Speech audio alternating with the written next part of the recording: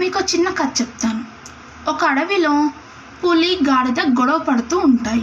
అట్నుంచి వెళ్తున్న సింహం వాటిని చూసి అసలు ఏంటి మీ గొడవ అని అడిగింది. అప్పుడు రాజుగారు, ఈ గాడిద చూడండి, ఆ గడ్డి బ్లూ కలర్లో ఉంది అంటుంది, ఆ గడ్డి గ్రీన్ కలర్లో ఉంది కదా అని పులి చెప్తుంది. లేదు, బ్లూలోనే ఉంది అని గాడిద వాదనకు దిగుతుంది. అప్పుడు సింహం ఉండి వాళ్ళిద్దరిని ఆపి, నేను చెప్తాను కదా, నేనంటూ ఉన్నాను కదా అని చెప్పి అంటుంది. సరే చెప్పండి అంటారు. గాడిద చెప్పినట్టు గడ్డి బ్లూ కలర్లోనే ఉంది అని సింహం సెలవిస్తుంది. అదేంటి, గడ్డి గ్రీన్ కలర్లో ఉంది కదా అని పులి అంటుంది. రాజునే ఎదురిస్తావా అని పులిపై సీరియస్ అవుతుంది సింహం.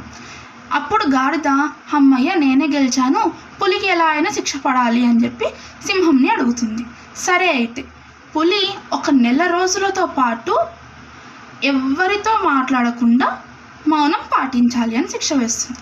గాడిద అమ్మయ్య అనుకొని అక్కడి నుంచి డాన్స్ చేస్తూ వెళ్ళిపోతుంది. అప్పుడు పులి సింహంని అడుగుతుంది, నేను నిజం చెప్తే నాకెందుకు శిక్ష, గాడిద కదా తప్పు చెప్పింది అని.